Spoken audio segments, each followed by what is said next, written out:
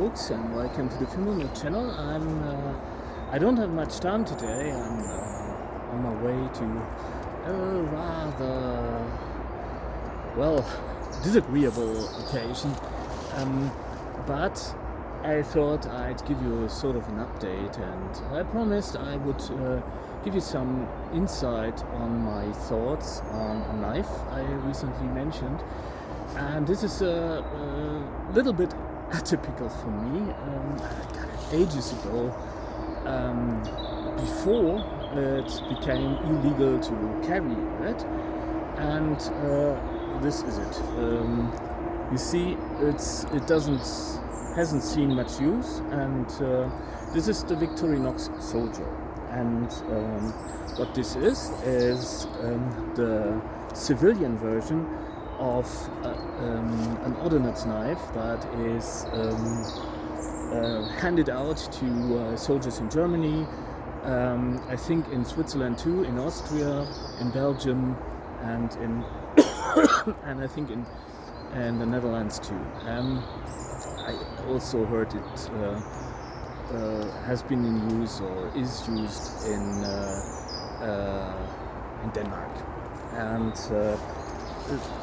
this is actually the civilian version, as I said, but the only difference is that the scales are the standard Ryland scales. What this has is it has a main blade with a one-hand opening, like that, and the blade is serrated. If you can see this, it's in like that. And what it also has, which comes in pretty handy, I think also for a soldier, is the awesome Victorinox saw, and a cap lifter that doubles as a flathead screwdriver, and which is also pretty useful for prying open maybe some paint cans or something. So this is also a great working knife. It has an unsharpened device for stripping electric wiring, and tin can opener.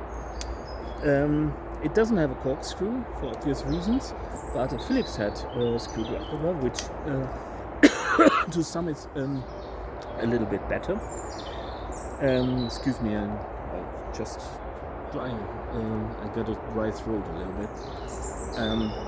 And what's also on there is the awesome awl, but this is lacking a hole for using with thread. It's just suitable for punching and reaming and drilling, so it's more of a reamer. Well,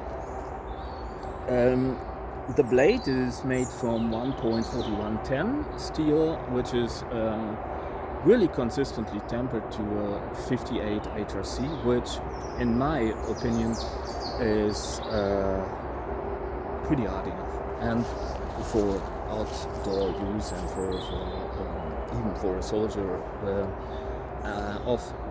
especially for a soldier, because often these knives might see a lot of abuse.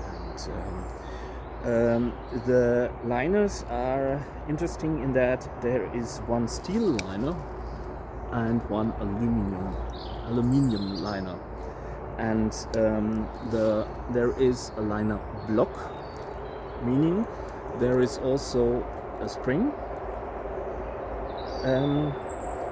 which you can see in action if I do this, and the liner, which is also made from steel, as I said, moves all the way to the end of the root of the blade.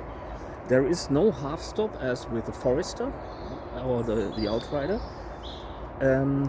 in order not to hinder one-hand opening. The blade has a full flat grind with something that's a little bit interesting, because it is only the edge is only ground from one side. So if you can see this, you can see there is no It's going to 0. And, I don't need to rant on endlessly about the saw, and the saw is just the same as on the other models. It's and it works a cinch. But I want to offer you my thoughts on the blade, which is pretty effective when carving wood if you stick to the hind part of the blade. If you would use the serrated part, which you need to, it's perfectly doable, but you can see that it leaves deep scratches, and so you can carve with this. Actually not, it's maybe even sharper than the other models due to the one-sided grind. And what I got here is aged oak, and I haven't sharpened it for since I got it, and this was before 2009, and I think it was 2005 or something. So this knife is it's 21 years old, and I just brought it out in order to offer you my 5 cents on it. It's, if you need to do really powerful cuts and something like this, and well, like so, and you could carve a 10-pack in under a minute with it, and the steel is really resilient. You don't get any hot spots as you would with the corkscrew versions, and the locking mechanism, it does have some radial play, but it actually that's not hindering functionality in any way. And well, if this is what you're doing,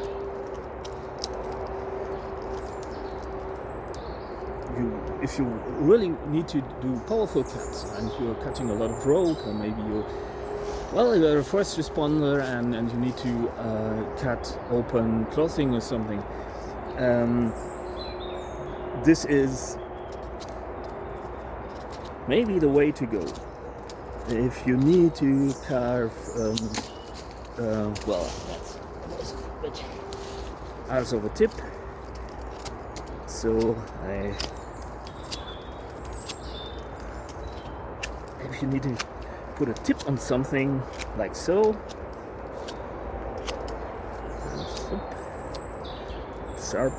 never sharpen a 10-pack too thoroughly, and adding the hook,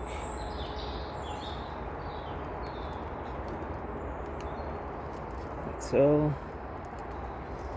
Actually, you should use a larger diameter of wood.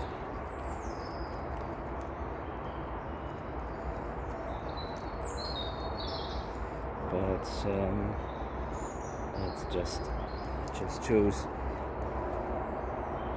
just for, to show you that it can be done,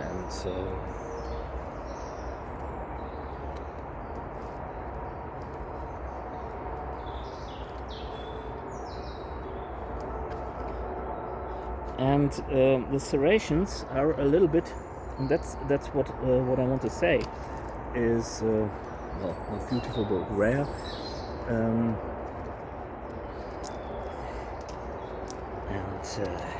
Get off. I always like to have a bit of a handle on my carvings. Well, it's a really fast thing I made, so it can be refined.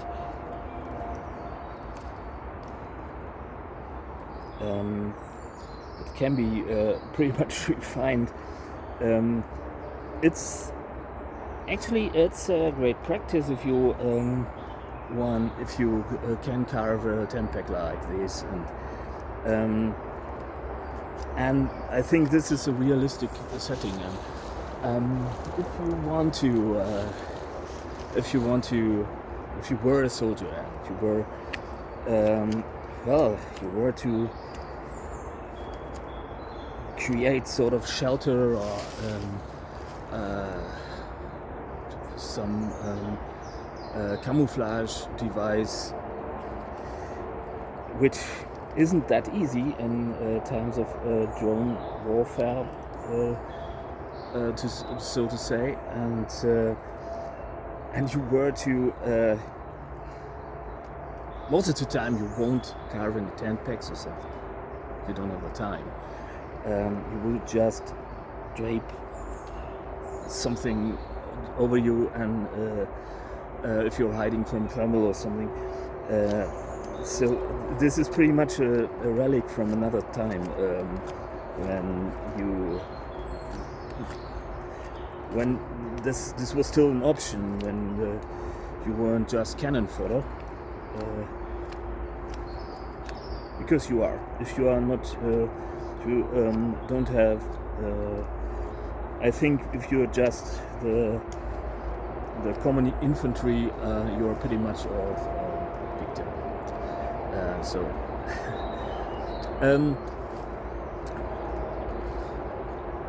Well, thing is, I would say for a soldier, this makes sense. This really does make sense.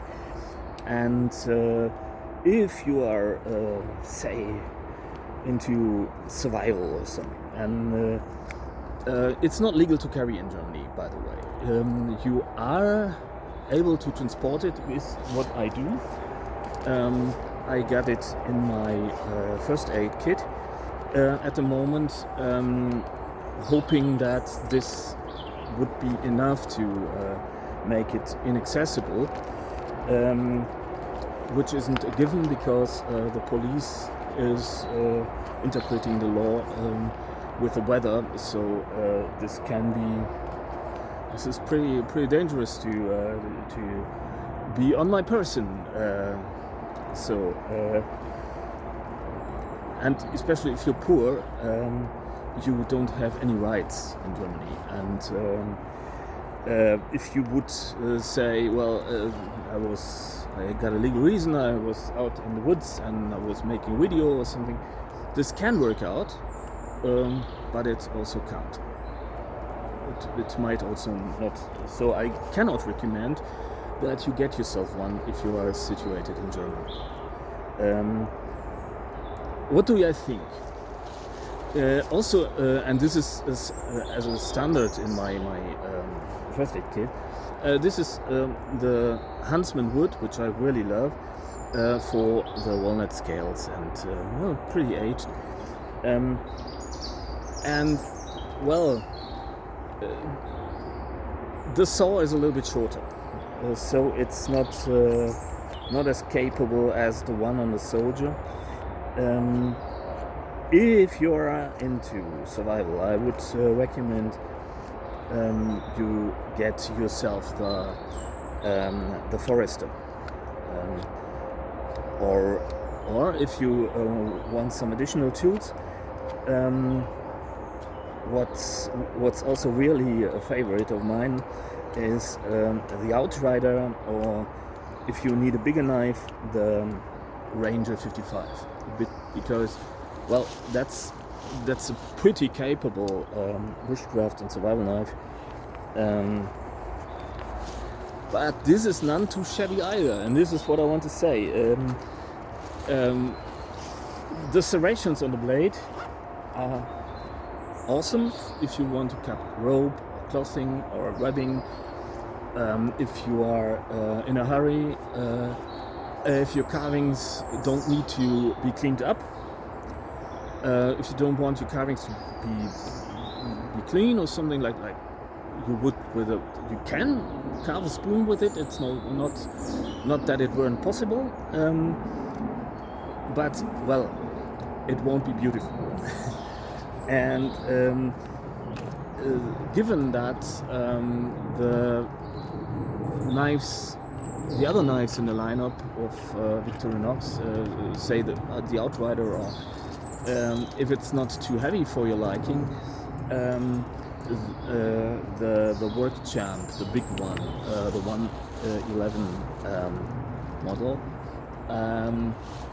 then, well, it does almost everything that the Soldier does, but it also offers a little bit more precision in the cutting. So, would I recommend getting the Soldier? Well, if you were a soldier, get the Soldier.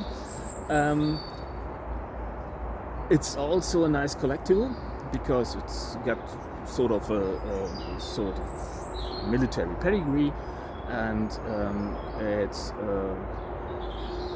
well, it also tells a tale that this is an ordnance knife for a lot of armies in the world.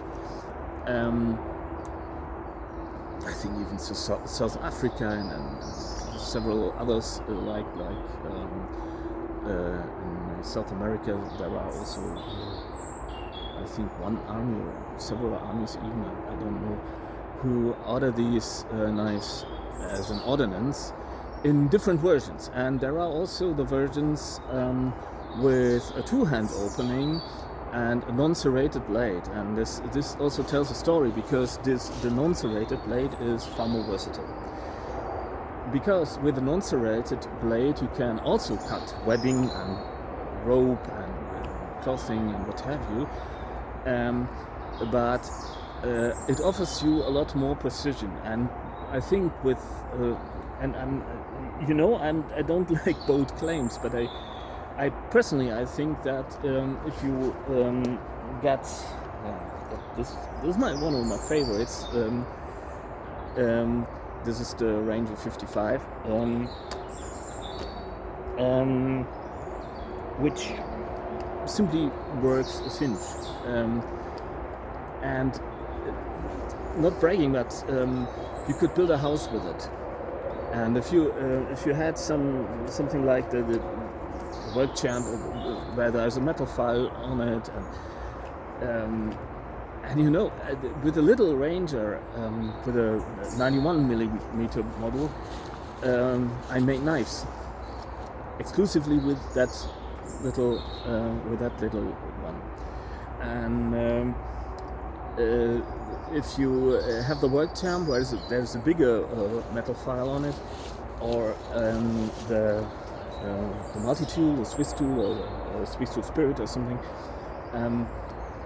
you're pretty much equipped for a lot of scenarios. And this is something, it's not a one-tool option obviously, but if you were to carry one tool, I would really recommend you get yourself one of the 111 models. It's convenient to carry, and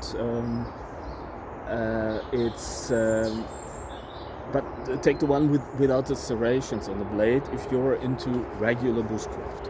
There is a place for this knife. It's not a bad knife, it's a really awesome knife. But on the other hand, I don't think it does what common bushcrafters are looking for. And so that's what I think about this one. And there's this thing with the bushcraft and survival crowd that constantly rant about that, and I will keep it short for now, because what works in a military setting does not necessarily work in a civilian setting, because in a military setting, this is a survival knife, and it's not for doing something beautiful. It's for fast access, and it's for doing really rough work fast. And this is what it does. It's if you were to had a lot of paracord or for shelter building, for really rough and tumble work. This is maybe what you want to get. That's not what I'm saying. And also the tools are catering more for technical applications, and it's really sturdy, and it's I don't want to say it's indestructible. It's not. It's a pocket knife. It's still a folding knife, but given that the blade's just some 2mm, 2.4 or something, not even 2.2 or something millimeters thick, it does a pretty great job doing pretty hard, withstanding pretty hard use. And so if you want to get it, I think it's around 60 euros or something at the moment, and you might want to be fast because it's getting expensive as we speak because of that. Well, no. Because of things. So, if you like it, get it. It's nothing wrong with a Victorinox at all. You can't go wrong. I'm not getting paid to say this, but I'm just a fan. It's just I've been through a lot of knives, and I've perused a lot of knives, and I fell for the heebie-jeebie Gubalabas magical sorcery steel trap too. Got some CPM steels, and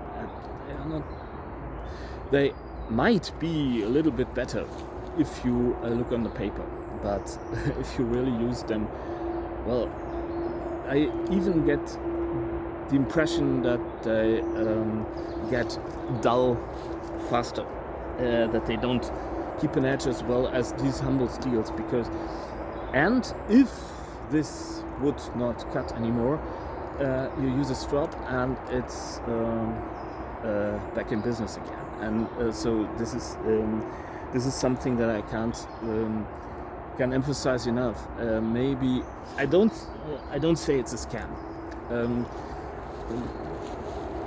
If you know what you're doing and you get your tempering right on a CPM steel, then there's no way you can best this with a common steel like essentially 440A and or 440B. I don't know, 1.4110. I hear that the other models or the younger models are made in 1.4116, which is essentially a kitchen knife steel.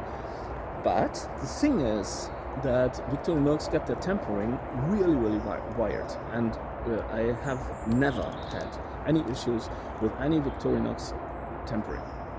They keep an edge well. If they don't cut anymore, just take out the strap. Even a steel strap will do. Even your outdoor pants will do. And